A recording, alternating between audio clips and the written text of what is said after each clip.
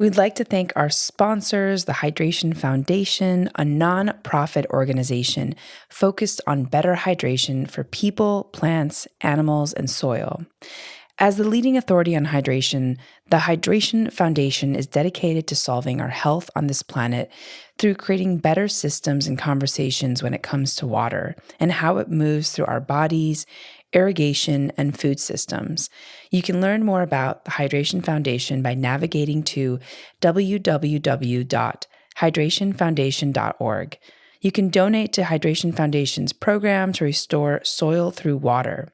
With $33, we can rehydrate and decontaminate 1 acre of farmland with a better way for irrigation. Hi, my name is Yasmin Tarehi, and this is Gateways to Awakening.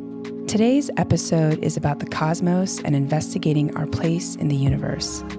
On today's episode, we'll be featuring our guest, Neil deGrasse Tyson, an astrophysicist and author of more than a dozen books, one of which you may recognize, Astrophysics in a Hurry. He is the host of StarTalk, podcast, and Cosmos, televised by Fox and National Geographic. He's also received 21 honorary doctorates, as well as NASA's Distinguished Public Service Medal. I'm so excited to welcome Neil to the show. Welcome, Neil. Yeah, thanks for having me. I'm always happy to bring some universe down to earth for whoever will listen. This is great. Yeah, and we have, a mainstream audience that I think might be beginners all the way to intermediates in this space. So I just want to kick it off with, what is our place in the universe? I mean, are we truly alone? Yeah, so those are two really different questions, unless you define what your place is based on the existence of others, which I wouldn't recommend. Our place in the universe, I think, is let's start out by our location, right? Of course, we are on Earth. It was a little bit devastating to people's ego when we learned that Earth is not alone of its kind, even in our own star system. There are other planets, right? So the fact that we're on a planet itself was not special. But then we have this beautiful, warm orb in the sky called the sun, and that clearly looks different from the stars. And that's why they have two different words. The sun is the sun and the stars are the stars. We would then learn that the sun is just another star. It just happens to be really close. And so now we have the sun and the planets, and of course we have comets and moons and this sort of thing. Well, where is the sun? For the long while, we believed, based on some scant evidence, but also our ego helps this belief, that the sun is in the center of all the stars in the night sky. That wasn't the case either. It gets worse all the way down, right? So Earth isn't special. The sun isn't special. Our location isn't special. There are 400 billion other stars in the Milky Way galaxy. Then 1929, Edwin Hubble, the man after whom the telescope was named, discovers that, in 1926, Edwin Hubble discovers that our galaxy is not even alone in the universe.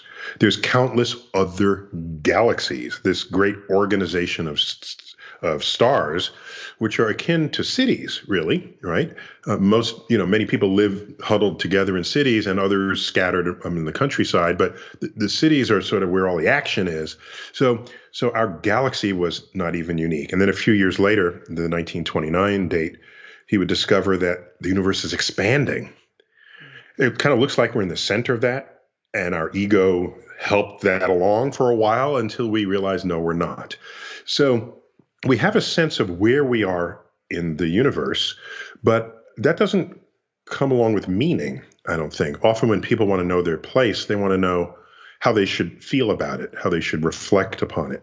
Yeah. And so the most profound information I can share with you that I even know of, I think this tops my list, comes to us from research in astrophysics in a research paper published in 1957. So we're going back a ways, nearly 70 years.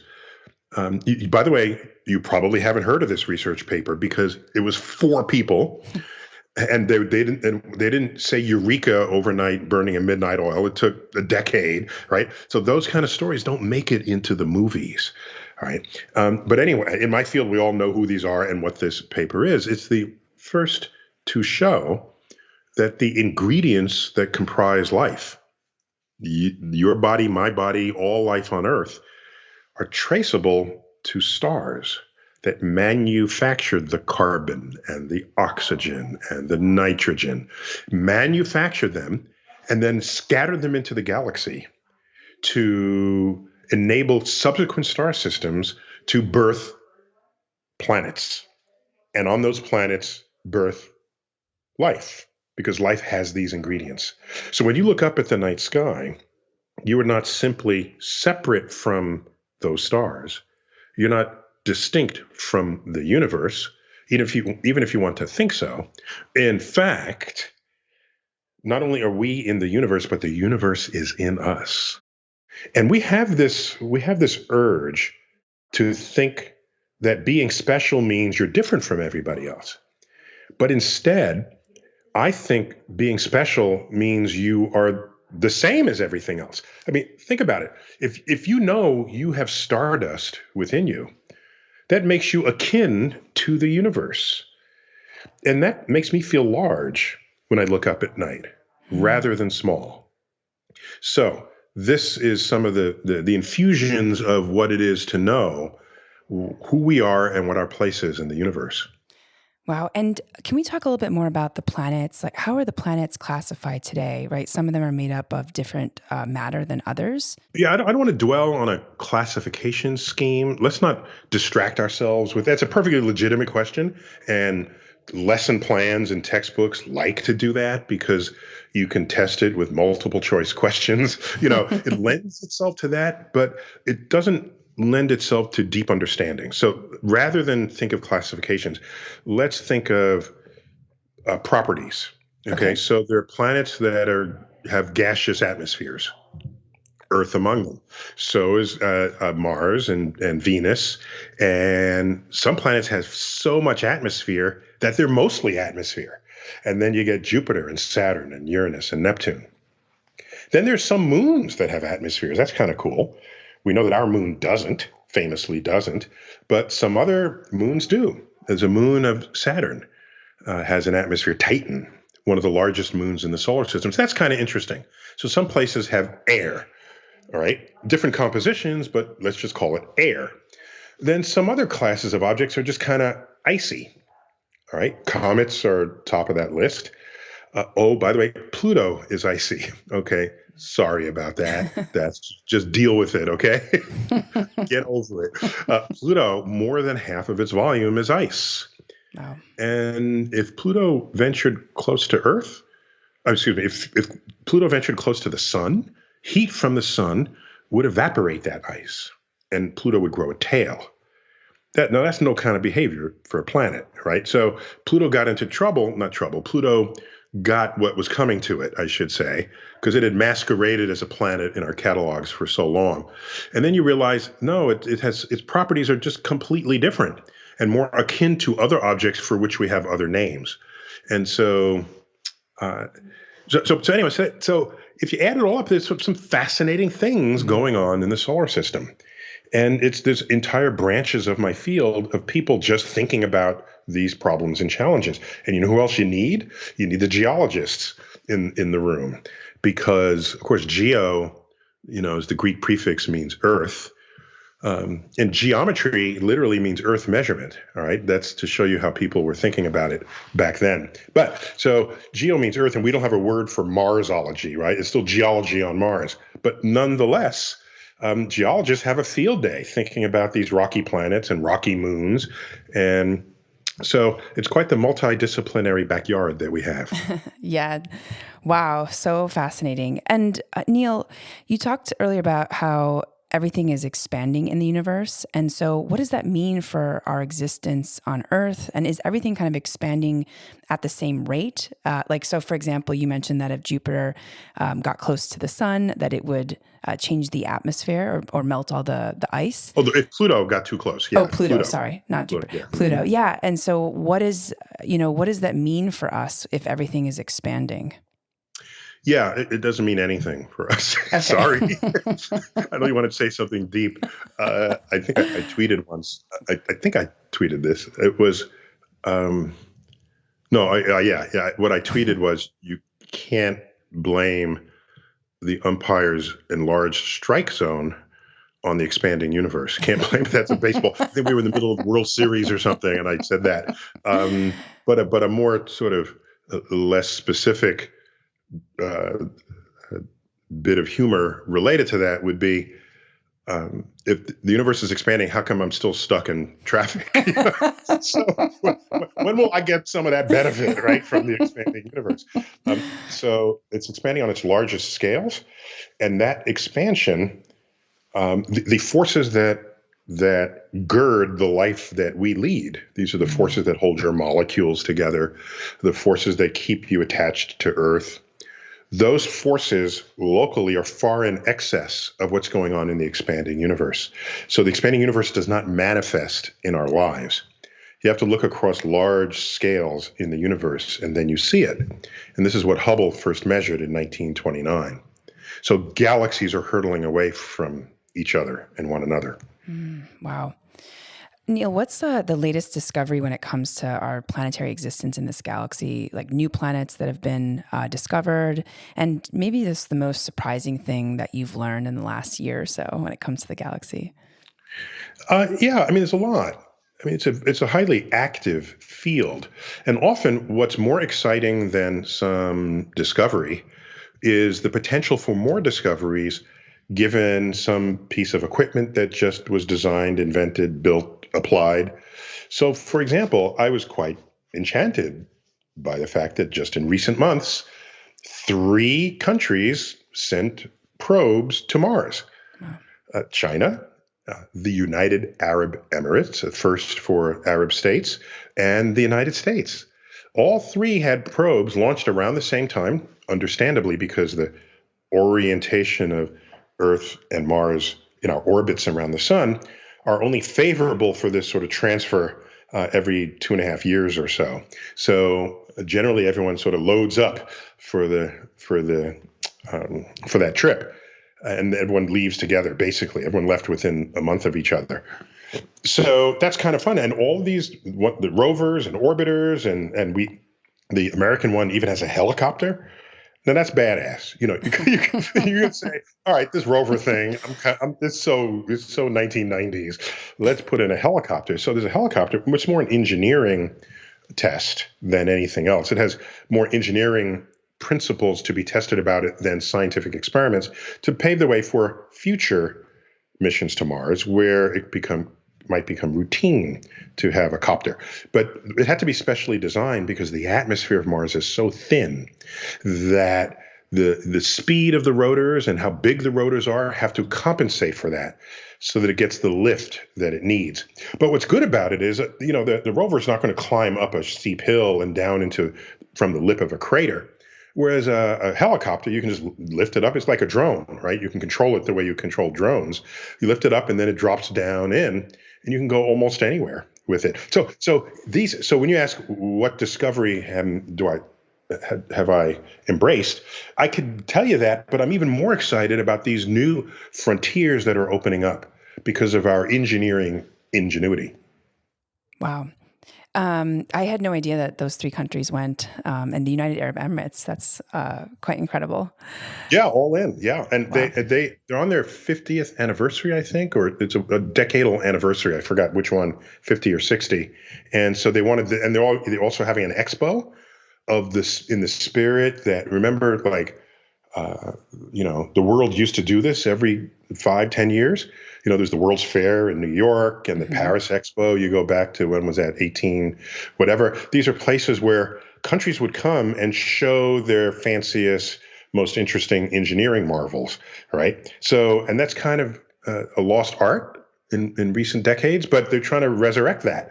So there's even an expo, and you look at the architectural drawings of it, it looks like the future that never came.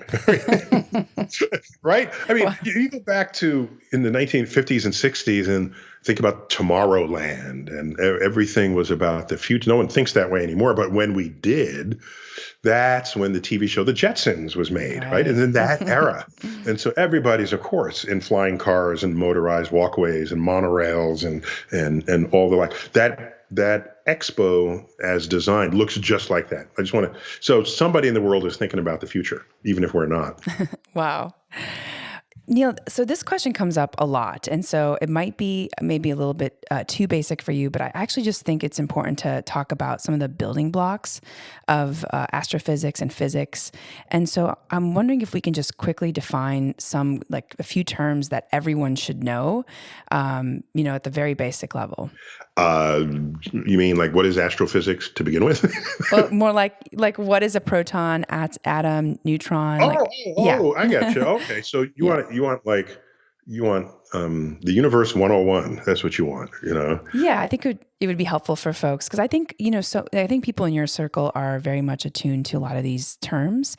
But I think there's so many people in the world right now who just haven't had any exposure to even basic physics. So I think, that's fine. Yeah. That's fine. Mm-hmm. And I think my terms up till now have been pretty straight. Yes. Yeah. But because I think about that often. But if you want to dive in like with 2 feet, okay, head first. You want to go with 2 feet first or head first? How do you want to go? So let me back up for a minute. All right, think about our senses, our 5 traditional senses, right? So sight, hearing, taste, touch. I left one out. Smell. Thank you. So these are our 5 senses, and this is the traditional senses, and this is the entirety of our access to our world around us. There was no reason before science was invented, there was no real reason to think or believe that things could be going on that were not available to your senses. Why would you think that? If I'm sight, you knew some people were blind and some people had better eyesight than others, but if you had good eyesight, you saw everything. How could there be something in this world that your senses could not touch or see or figure out? All right. If there was a smell, of course, you smelled it. And if you didn't smell it, it meant there was no smell. Now, we knew dogs had a more sensitive smell than others, but we didn't think they were smelling things you couldn't if you brought it close enough to your nose, right? So we're thinking that our senses are just the bee's knees here, all right? And then what happens? Oh, by the way, if that's what you think, and then a plague comes, and you have no idea what's causing the plague, then you have to resort to sort of spiritual causes, magical causes. So, 14th century Europe that lost tens of millions of people to I guess that was the Black Plague. What's the reason for it? Is it because there's a microscopic thing you can't see that's influencing you? No, that's not even a thought. It's because God brought it down upon you because you sinned. There were all kinds of explanations offered. All right. And there were some sectors that had better hygiene than others. There's like a Muslim sector. In Muslim traditions, there's a lot of cleansing that goes on of feet and hands. And so they get the plague a little less often than others. Oh, it's because they're not Christian, right? So the sheer, but you just look at what we are prone to think about the causes and effects of things when we didn't have science as a tool. There is no time in the past where I'm going to say, oh, gee, I long for these olden days. No, I don't. No one does. Really. Think it through. Okay. Think that one through, please. Okay. Especially if you're Black and especially if you're female. This world was not conceived for either of us. Okay. So there's no time better than the present, and let's hope the future keeps going in whatever direction it's going relative to back then. All right. Oh, there's another one. Okay. You know that The plague, as many understand it, was carried by fleas on the backs of mice and rats. Okay, and so if you're a woman living alone with a cat, you don't have mice and rats because the cat eats them. Oh, wow. Okay, here's everyone dying of the plague except for you. All right, you're a female and you have a cat, and it's the 14th century Europe, and you're not getting sick, and everybody else is. You caused it, and you're a witch. All right, Mm. you get me angry just thinking about all of this. Anyhow, what was I talking about? The building blocks of physics. Yeah. Okay, so around 1600, there was a remarkable pair of inventions that happened within 10 years of each other. It was the discovery of the microscope and the telescope, the invention of the microscope and the telescope. And each of those enabled our visual senses to take in aspects of the world that were not directly available to us. So Leeuwenhoek, a Dutch physicist, optician, what do they call him? He was an expert in optics. He developed a new kind of compound microscope, and he had the wherewithal. He didn't say, well, let me just look at my hangnail magnified 100 times. He could have, and that's interesting, but that's just a hangnail you're seeing up close. He took a drop of pond water and put it under his microscope, and then to even think to do that, right? What? It's just water, and it's transparent. Why would you think anything is there? But he just wondered. So he takes it, puts it under his microscope, and there was a whole universe of creatures, one-celled organisms doing the backstroke. And he wrote about this and sent it to his colleagues at the Royal Society of London. And they wrote back and said, stop drinking gin before you look through your new device. Would you? It was a funny response, because why would anyone believe? Plus, he called them little animals, animalcules. It was one of the cutest words ever invented, animalcules. And why would you believe this? All right. But of course, since we're scientists, you don't take his word for it. So what they did was they sent people up to his lab to affirm what he saw, because maybe he was imagining it. And that's part of the scientific method. Always get a second, third, fourth view, measurement of a claim, especially if the claim is extraordinary.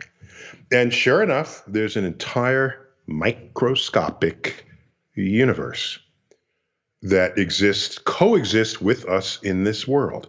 And with the telescope, we learn, no, Earth is not alone as a planet.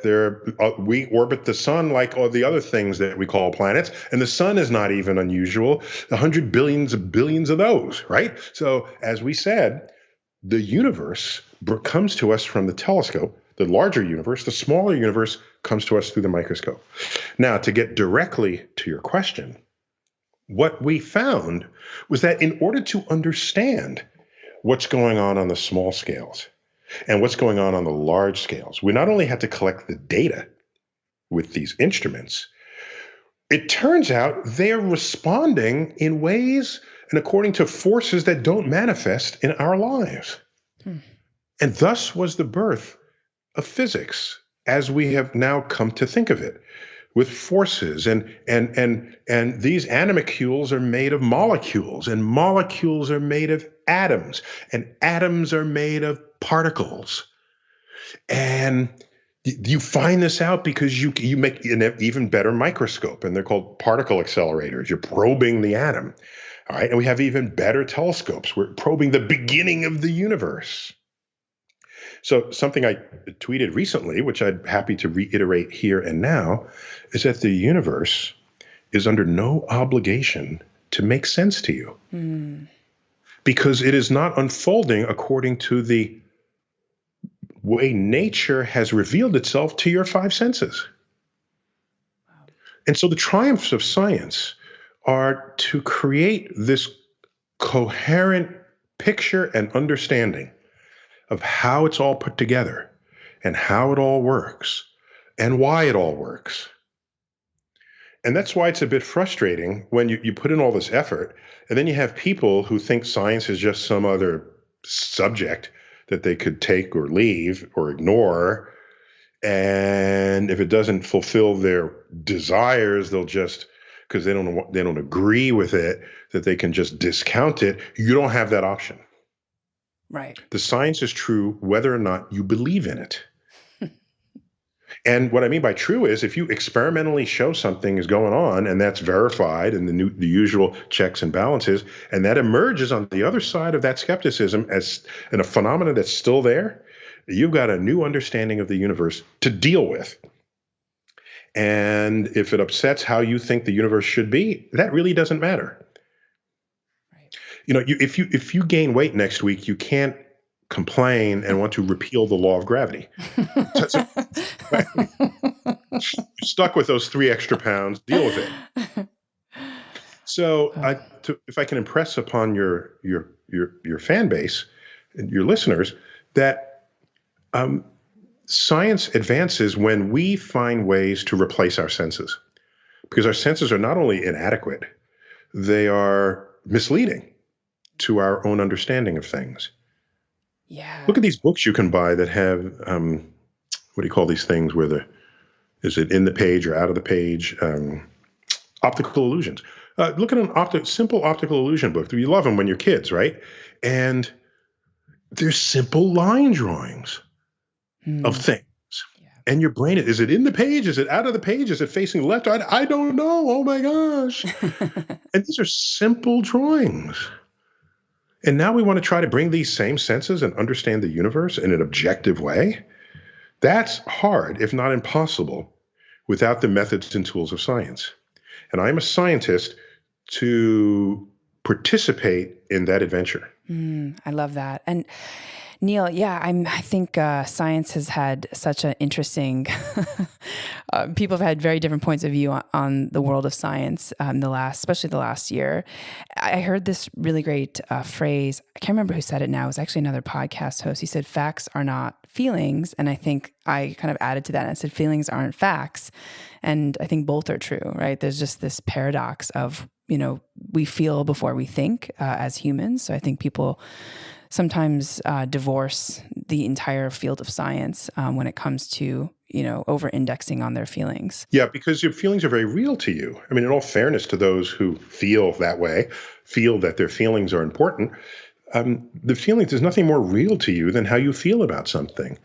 And by the way, that manifests in people's enthusiasm for a religion that they might hold or some other sort of belief system. If you're Christian, you feel deeply that Jesus is your savior and that God is watching over you. And so in the United States, these feelings are protected, right? Unless you having that feeling subtracts from the rights of others.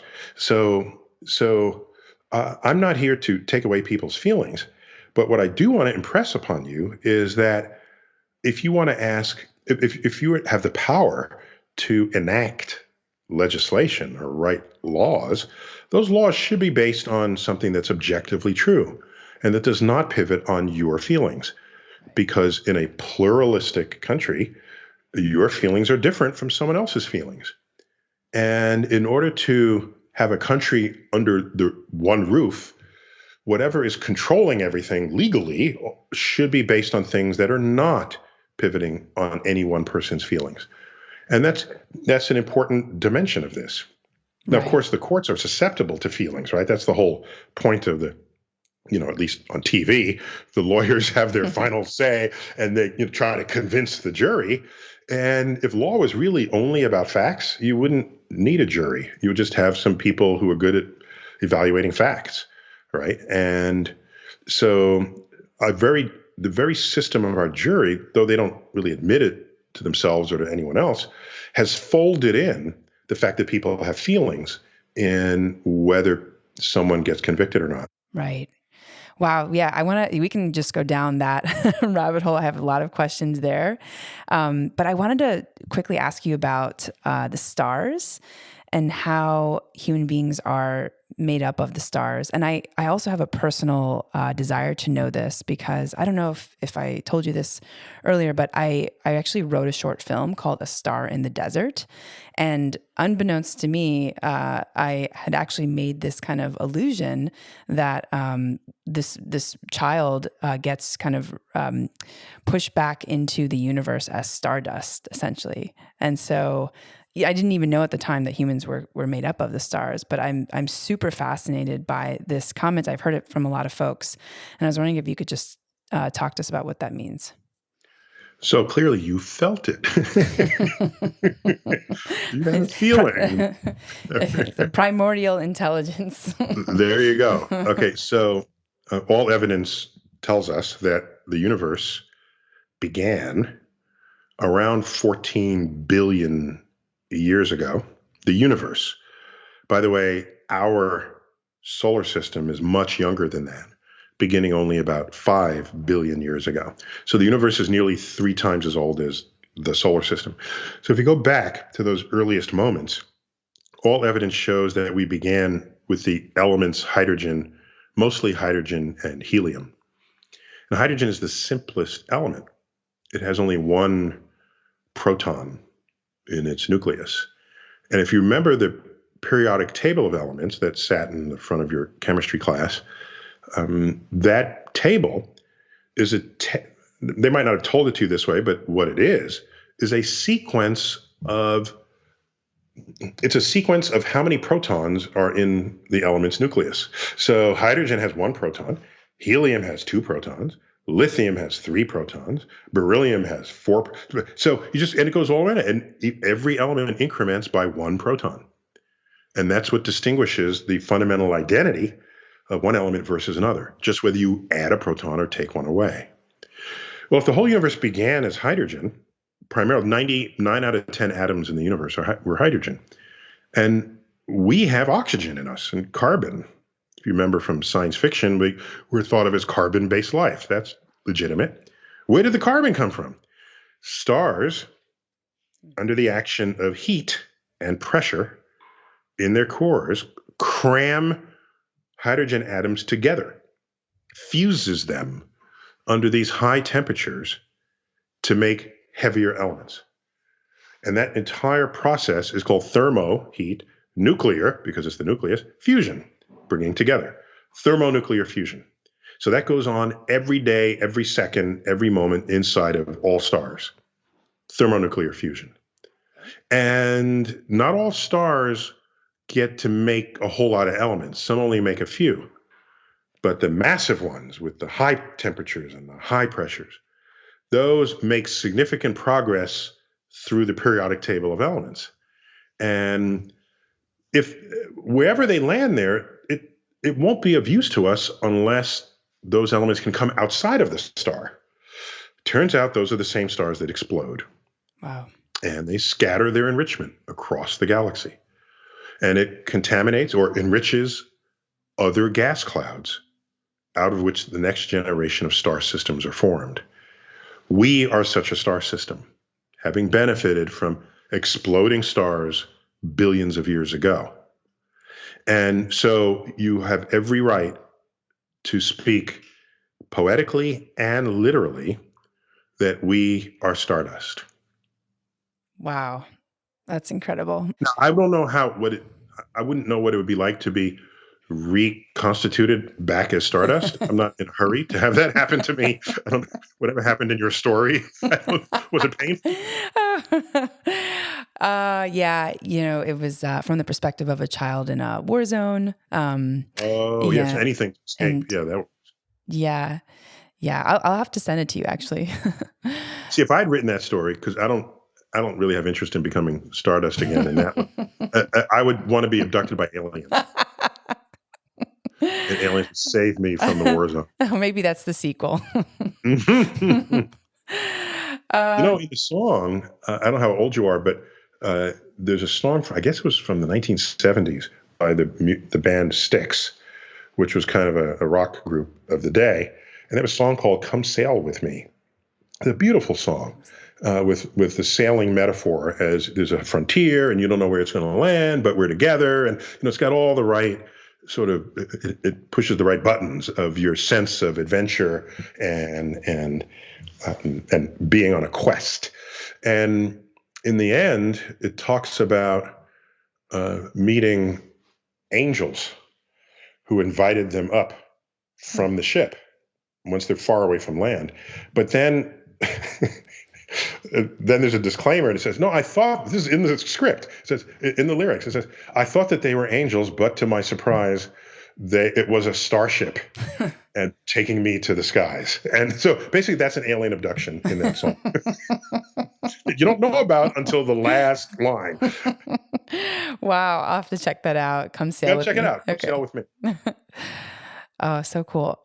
Neil, what has been your approach to the scientific method evolving? I mean, what is your kind of approach in general to science evolving? And what's sort of the things that we need to know as it relates to that? Yeah, let me invert the question. Okay. It's a perfectly legitimate question, but let me just invert it. Okay. Because I think you'll appreciate what I do with it. Okay. So instead of asking, what do I do with the scientific, as a scientist, when I do science, how does the scientific method manifest? Let me invert that and say, because I'm a scientist and I have training in the scientific method, how do I apply that to life? That's a way more potent invocation of the scientific method. And but I'll still answer your question. So the scientific method I've summarized, and I'm happy to repeat that summary for you, into one sentence. Scientific method is do whatever it takes so that you are not fooled into thinking something is true that is not, or that something is not true that is. That's the scientific method in a nutshell. Powerful. And anything else, any other description you've ever read is a manifestation of that credo. The credo, is that the right word? Yeah, I think so. There's credo, there's adage, there's rubric, whatever. Just that saying, all right? So they say, well, you need to have a control sample and you need to perform the experiment multiple times. These are all so that you're not fooled into thinking something is true that is not. Whatever steps you can take to minimize the chances of you being led astray are legitimate scientific method. So in life, when you want to make a decision, so here's something that you don't expect this answer, because the people who are the great writers are people who feel, right? And they communicate these feelings, and we all, as humans, embrace this.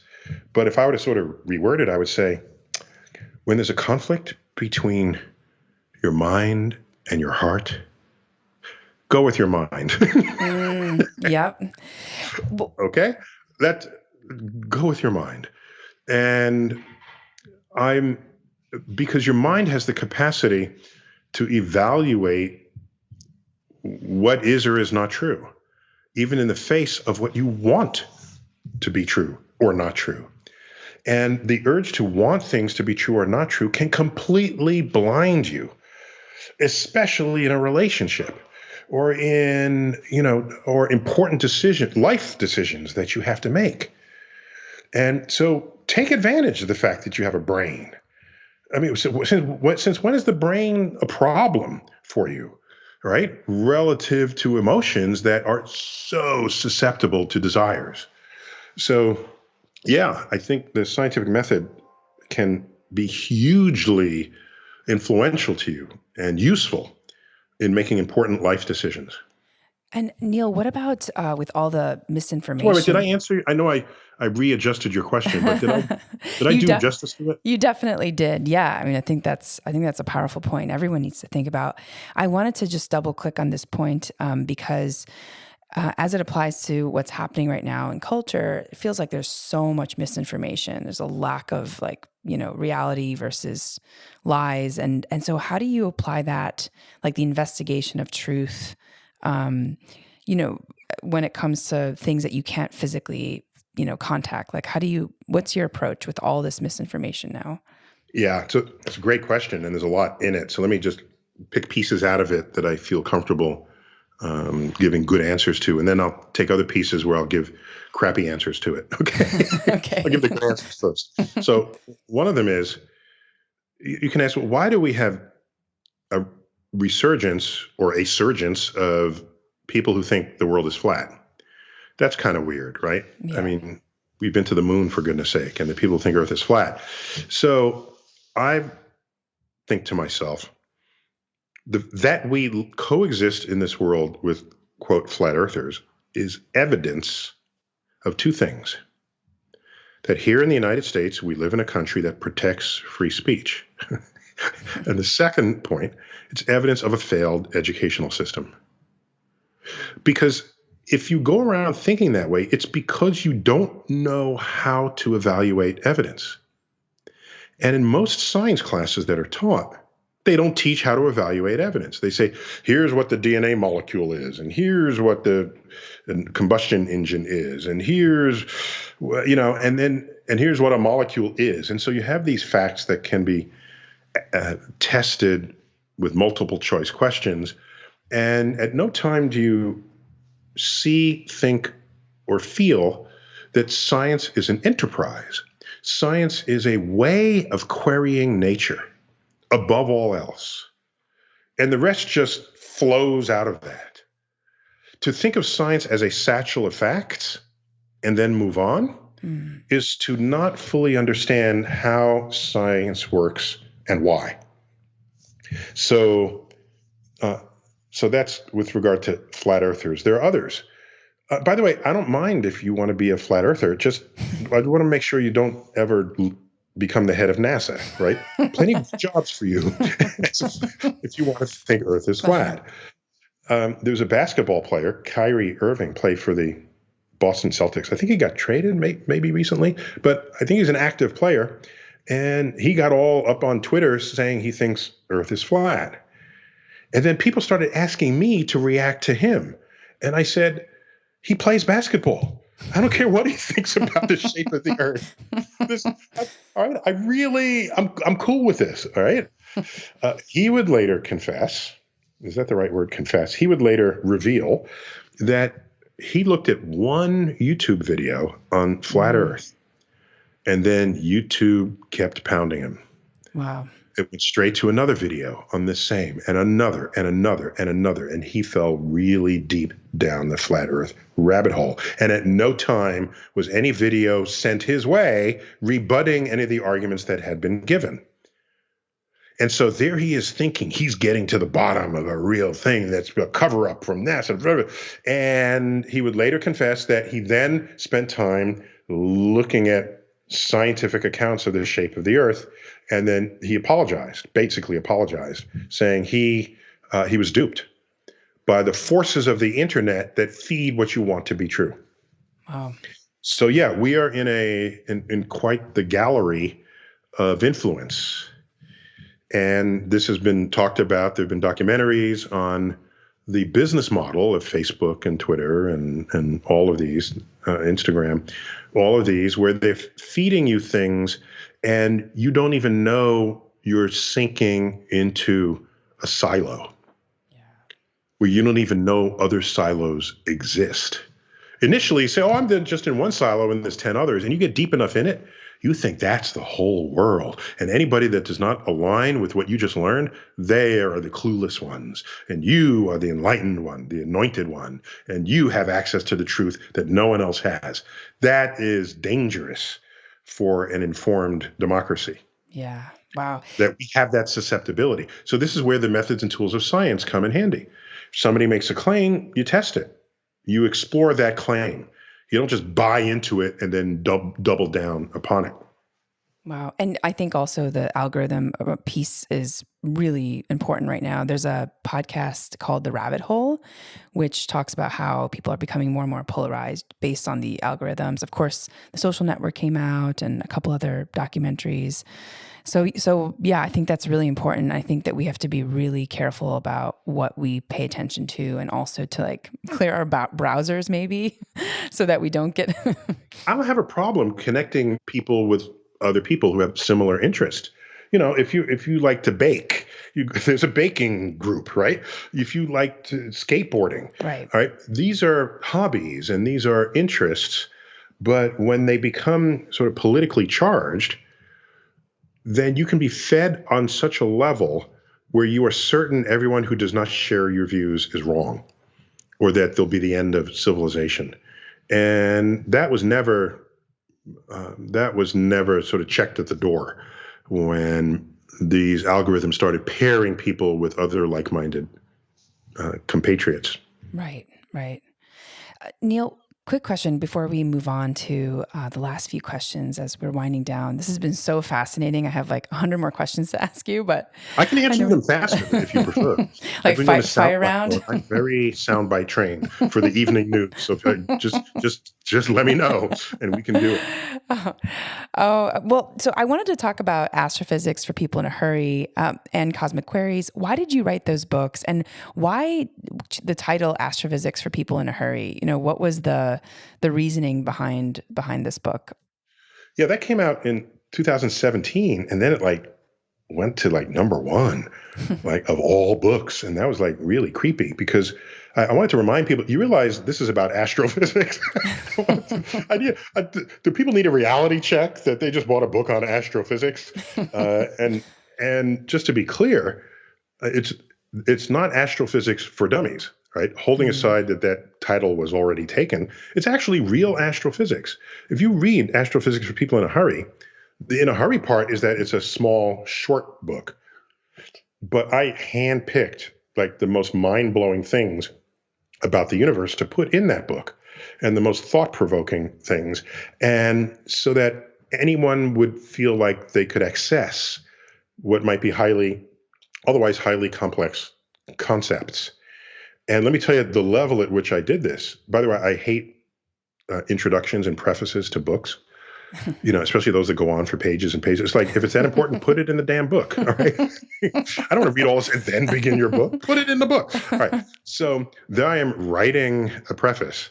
And I said, but I hate prefaces. So what I did was I make sure that, and I forgot in that book how long, if it didn't fit on one page, then it's like a page and a half, right? So you turn the page and say, oh, it ends right there. I can get through this preface. Right?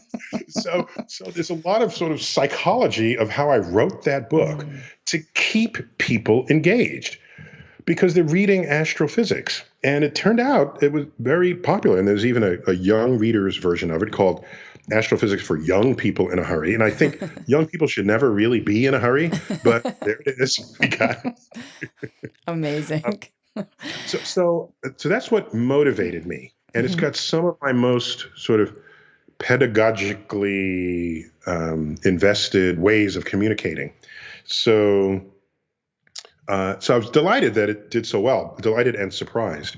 In the second book you mentioned, Cosmic Queries, that just came out like a month ago. That's a fatter book, but I think it's just as fun to read. It's produced by National Geographic Books.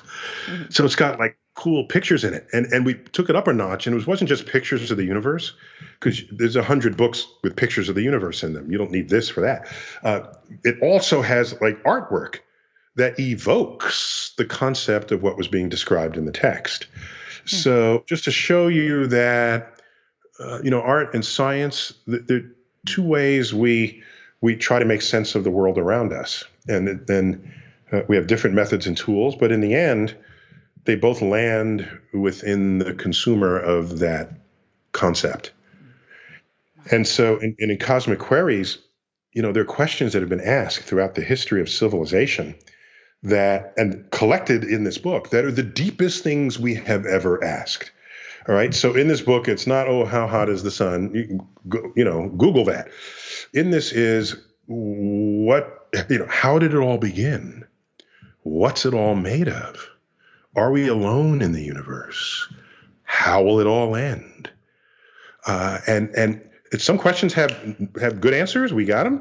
Others have answers we're not sure of. We got top people still investigating them. And other questions, we don't even know if it's the right question to ask. That's the bleeding edge. And this takes you there, because this is based on questions we've asked, not on whether or not we actually have answers to them yet. So it's a Wow. little more ambitious in terms of your curiosity. And if you've been curious about the universe, it goes there. It totally takes you all places and connects you to the cosmos like nothing else I've ever written.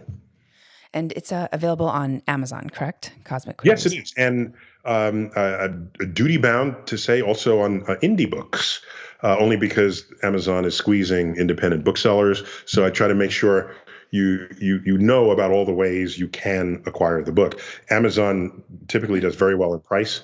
And it's also an audiobook too. Oh, wow. So Okay. yeah, so I'm delighted that there's been that interest in it just over this past 5 weeks. Wonderful. Are you the narrator? So I don't narrate as much as I could, Hmm. primarily because they're people where like they're paying their rent on their narrations, right?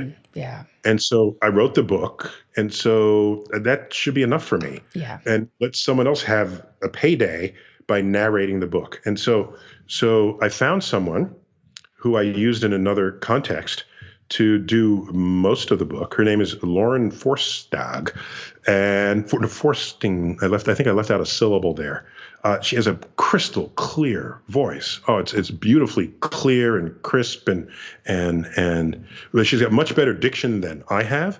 But what we did was in this book there are also these insert boxes and an assortment of several dozen of my tweets. Oh, So wow. you Okay. will be on listening to her, but then my voice comes in, and I read my tweets and I read some of these content boxes. So that helps to break if you feel that the science was getting a little heavy. This breaks that for you, and so I Yeah. think it was a fun collaboration to do it that way, and I enjoyed it.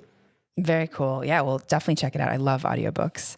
Hmm. And Neil, you also started StarTalk, which is a really fascinating podcast. And I feel like you cover so many different types of topics. Why did you start StarTalk? Yeah, thanks for asking about that. StarTalk has been around for like 13 years, and that's like a billion years ago in podcast time.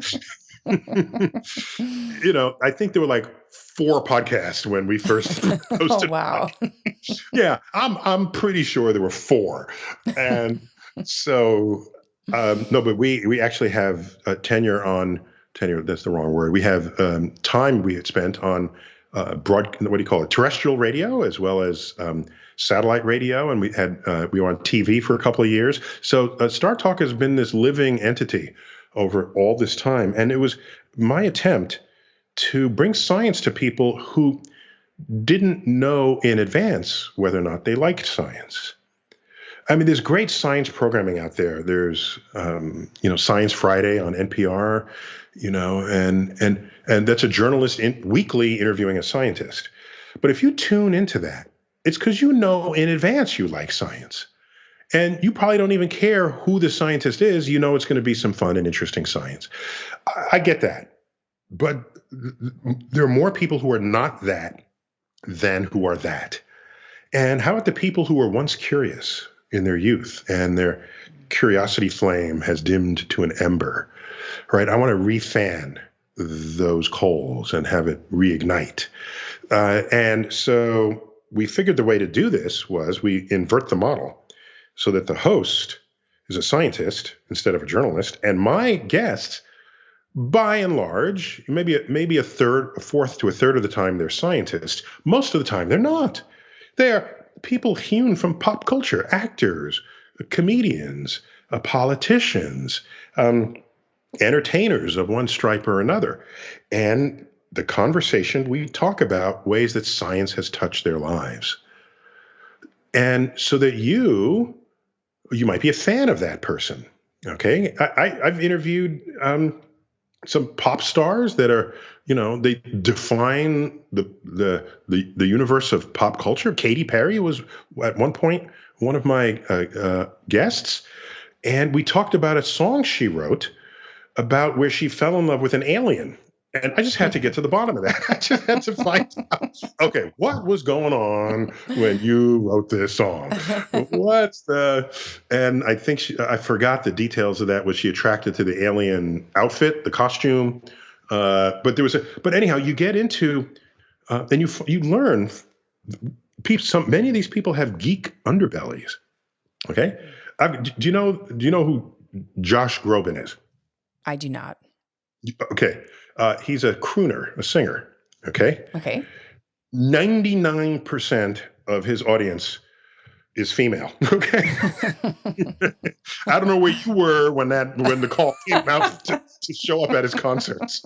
Okay, so so anyhow, so all right, so he has a very devoted following. Okay, but so I'm asked, well, we're talking about all kinds of random things, and I said, "Were you ever into science at all?" He said, "When he was in high school, he had a science fair project where he took a speaker cone, one of the big kinds, the woofers, and he glued mirrors to the speaker cone, aimed a laser at the mirrors to reflect the laser on the ceiling, and then he played music through that speaker cone. And as it vibrated, you'd see the laser dot dancing on the ceiling. And that was a science fair project. And I said, brilliant. Wow. I said, combine music and vibrations and lasers and reflections.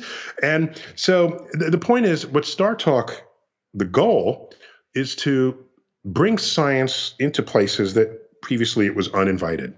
Or not specifically uninvited, but was never thought to have been invited in the first place. And as a result, we've been successful entering the commercial marketplace. NPR's Science Friday still begs you for money every quarter, right? As is the way NPR functions, and that's their business model. StarTalk has enough pop culture following that we have actual authentic advertisers who are supporting the science that we are bringing to the public. So we're very proud of it, and we're going to like our 13th season now, and we're spreading out. We want to do we have a StarTalk sports edition, right? There's no end of physics in sports, right? There's everything, motion, energy, that's all physics. So we're trying to bring science to places where, like I said previously, it was uninvited. I love that. Amazing. So I'll include that in the show notes as well. Mm-hmm. And Neil, I wanted to ask what matters most to you, knowing everything that you know. How do you prioritize your life? Like, what is important to you these days? Yeah, thank you for that question. My family is important. All right, I have two kids, one 20 and 24 now. I guess they're not kids. Of course, I think of them that way, but they're not kids. My daughter calls me, on my iPhone, and her picture comes up. It's a picture of when she was like 8. I think I should update it. I just haven't gotten around to it. She's still.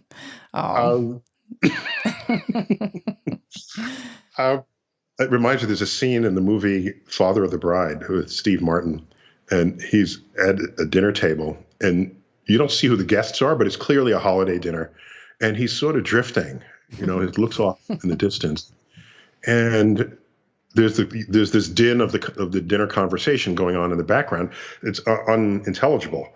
And you're just wondering, what's he thinking about? And then he hears, "Daddy, I decided I'm going to marry."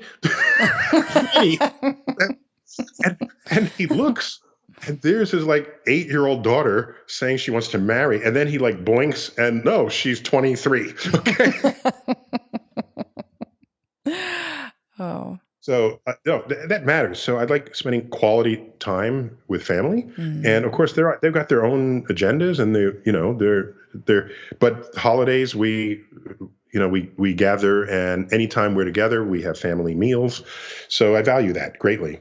And then beyond that, nothing is in balance. People say, how do you balance, your public work with the science and the research? No, it's never in balance.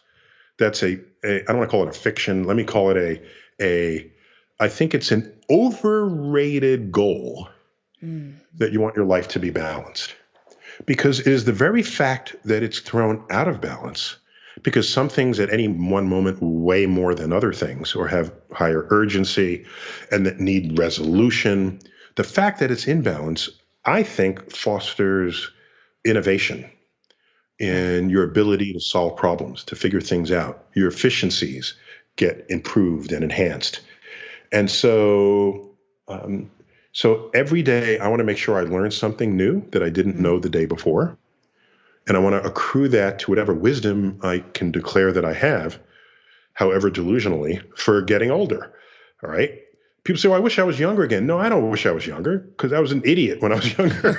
I like what I've learned. All right. And I value what I've learned. And that comes with age. But if you stop learning, then you ossify at some age point, and then all your time in life that follows it is just getting ready to die, as far as I can tell.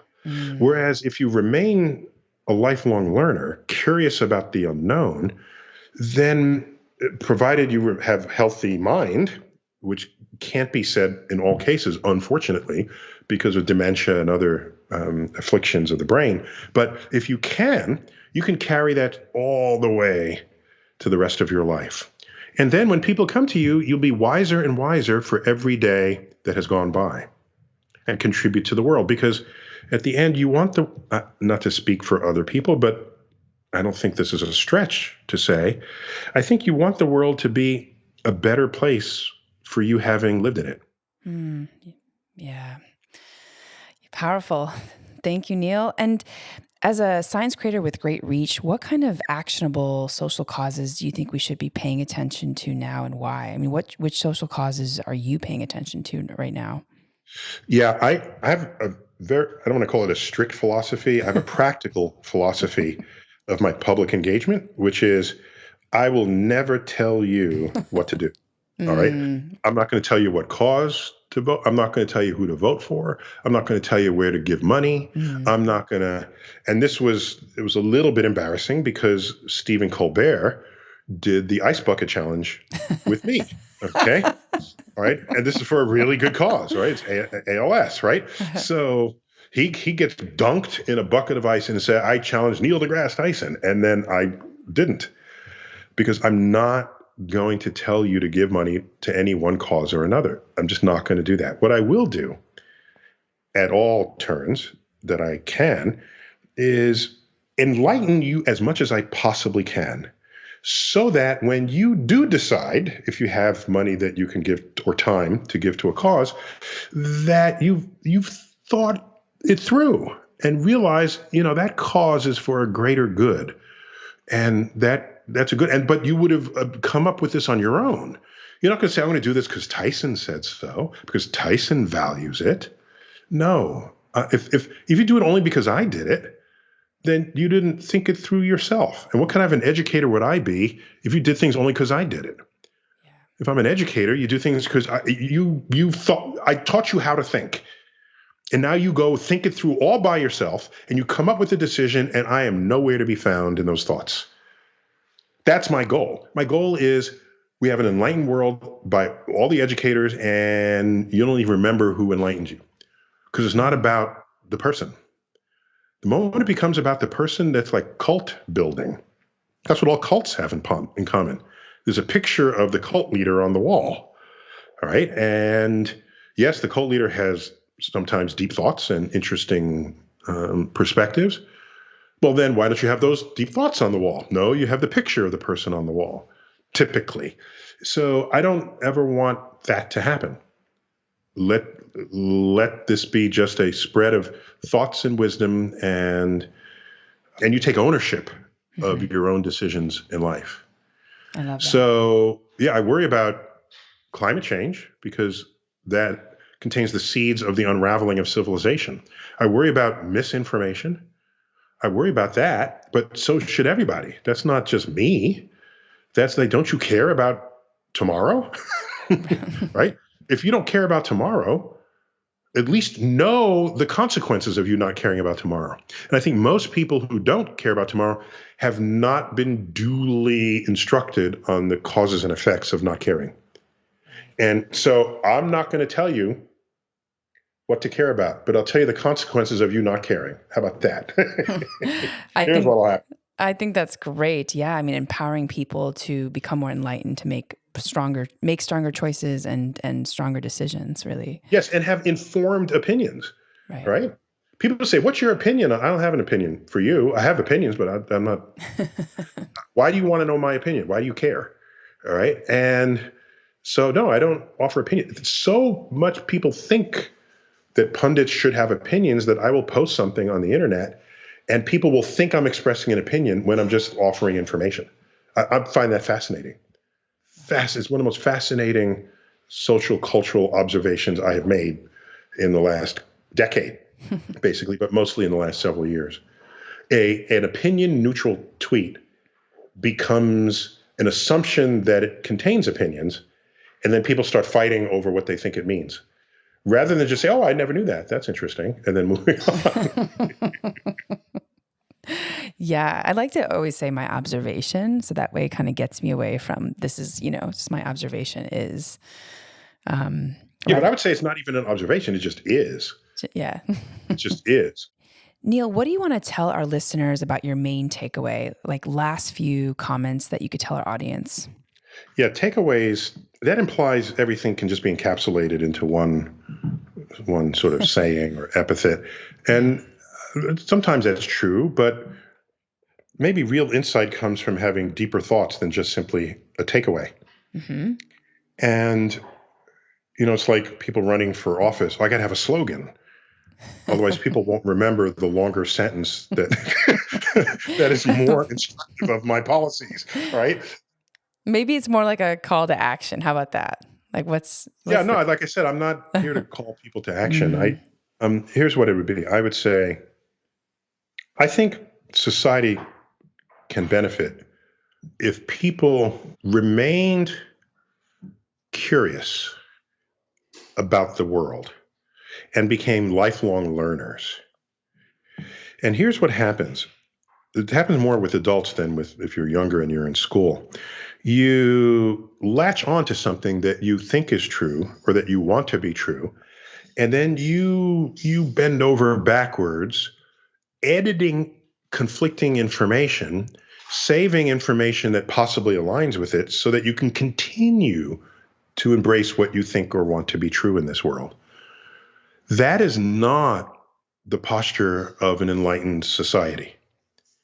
So a school system, I think, needs to change in such a way that you are not glad when the school day ends or when spring break begins or when the summer break starts. No, you are sad.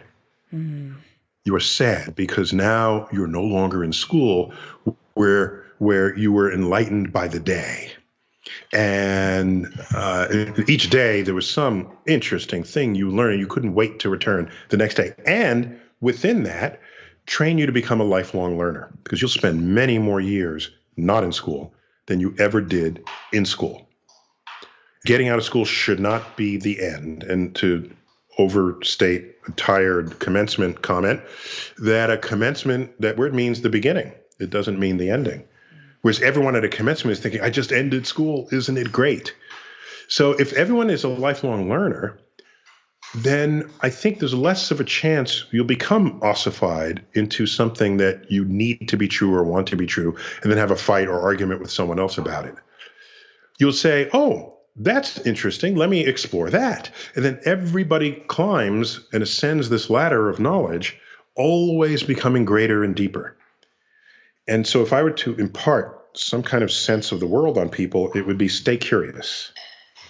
Be as curious as an adult as we all were as children.